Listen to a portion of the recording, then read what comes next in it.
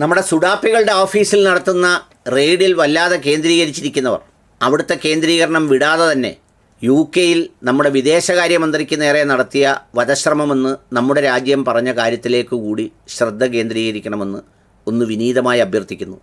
കാരണം തെറിവിളി മുഴുവൻ നടന്നുകൊണ്ടിരിക്കുന്നത് ഇവിടുത്തെ റെയ്ഡിലാണ്. അവിടെ ഇത്രയും വലിയ ഒരു ഭീകരാക്രമണം നടന്നിട്ട് അതിനെക്കുറിച്ച് ഒരാവേശവും ഒരു ബഹളവും ഒന്നും കാണുന്നില്ല. ISISകാരാണെന്നോ അല്ലെങ്കിൽ അറബ് രാജ്യങ്ങളിൽ ISISനെ സംരക്ഷിക്കുന്നതിനെക്കുറിച്ചോ ഒന്നും ഒരു ചർച്ചയും ഒരു പോസ്റ്റും ഒരു വീഡിയോയും ഒന്നും കാണുന്നില്ല. അതുകൊണ്ടാണ് അതിൽ കൂടി കുറച്ച് സമയം ചെലവഴിക്കണമെന്ന് വിനീതമായി അഭ്യർത്ഥിക്കുന്നത്. നമ്മുടെ സുഡാപ്പിയുടെ കേരളത്തിൽ ഓഫീസുകളിൽ റെയ്ഡ് നടക്കുന്നു.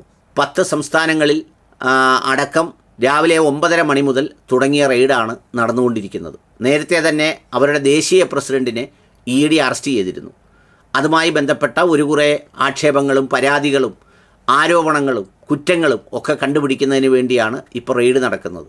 അരിയാഹാരം കഴിക്കുന്ന എല്ലാവർക്കും അറിയാം, ഈ പോപ്പുലർ ഫ്രണ്ട് നിരോധിച്ചപ്പോൾ SDPIക്ക് നീട്ടിക്കൊടുത്ത സമയം എന്ന് പറയുന്നത് അവർ തീരുമാനിച്ചൊരു സമയം മാത്രമാണ്. ഈ പോപ്പുലർ ഫ്രണ്ട് നിരോധിച്ച അതേ സമയത്ത് തന്നെ SDPIയും അപ്പോഴത്തന്നെ ഇതുപോലെ അന്ന് പ്രധാനമന്ത്രിയെ വധിക്കുന്നതൊക്കെ ആയിരുന്നല്ലോ പോപ്പുലർ ഫ്രണ്ടിനെതിരെ ചുമത്തിയ കുറ്റം. അതിന് സഹായിക്കുന്ന രാഷ്ട്രീയ പാർട്ടി എന്നുള്ള നിലയിൽ അന്നേ ഇതുപോലൊരു റെയ്ഡ് നടത്തി നടപടികളിലേക്ക് അങ്ങ് കടന്നിരുന്നെങ്കിൽ ഈ പറഞ്ഞതുപോലെ ഒന്നും സംഭവിക്കില്ലായിരുന്നു, ഒന്നും സംഭവിക്കില്ല. അതിൻ്റെ കൂട്ടത്തിൽ നടക്കേണ്ടതെല്ലാം അങ്ങ് നടന്നു പോയേനെ, അവരകത്തുമായേനെ, എല്ലാം ആയേനെ. ചുരുക്കത്തിൽ ഇവർക്ക് ഈ സമയം നീട്ടിക്കൊടുത്തതെല്ലാം ഇവർ തന്നെയാണ്. ഇപ്പോൾ അതിൻ്റെ ഒരു സമയമായി എന്ന് തോന്നി. കാരണം ഇനിയിപ്പോൾ ഒരുപാട് സ്ഥലത്ത് ഇലക്ഷൻ വരാൻ പോകുന്നു, ഒരുപാട് കാര്യങ്ങളൊക്കെ വരുന്നു. ഒന്നുകൂടെ ഒന്ന് വൈബ്രൻ്റാക്കി നിർത്തേണ്ടതുണ്ട്. ഏതായാലും റെയ്ഡ് തുടങ്ങി. കുറ്റവാളിയാണെങ്കിൽ ആ കുറ്റകൃത്യങ്ങൾക്ക് ഉറച്ച ശിക്ഷ നൽകണം. പക്ഷേ EDയെ സംബന്ധിച്ചുള്ള ഒരു പ്രശ്നം എന്താണെന്ന് ചോദിച്ചാൽ, EDകൾ അറസ്റ്റ് ചെയ്യുന്ന കേസുകളിലെല്ലാം അതിൻ്റെ വളരെ ഒരു മൈനർ പെർസെൻറ്റ് മാത്രമേ അവസാനം കൺവിക്റ്റ് ചെയ്യുന്നുള്ളൂ. ബാക്കിയെല്ലാം പുറത്തു പോവുകയാണ് ചെയ്യുന്നത്. എന്തായാലും അതിൽ ന്യായമായ സംഗതികൾ നടക്കട്ടെ. അത് തുടങ്ങിയ സമയം മുതൽ, ആദ്യത്തെ ഈ ഫൈസിയെ അറസ്റ്റ് ചെയ്തത് മുതൽ നമ്മുടെ എല്ലാ ആളുകളും, കൊച്ചി കേന്ദ്രീകരിച്ചുള്ള നമ്മുടെ വക്കീൽ അദ്ദേഹം അടക്കമുള്ള ആളുകൾ ഉണർന്ന് റെഡിയായി വളരെ സജീവമായി ഈ അറസ്റ്റിനെക്കുറിച്ചും അത്തരം കാര്യങ്ങളെക്കുറിച്ചുമൊക്കെ വളരെ കർണകഠോരമായ പ്രസ്താവനകളും മറ്റുള്ള കാര്യങ്ങളുമൊക്കെയായി രംഗത്തിറങ്ങി. യൂട്യൂബർമാരിറങ്ങി, മറ്റുള്ള പലരും ഇറങ്ങി, നമ്മുടെ ABCDEFGH അടക്കമുള്ള എല്ലാ ചാനലുകളും രംഗത്തിറങ്ങി.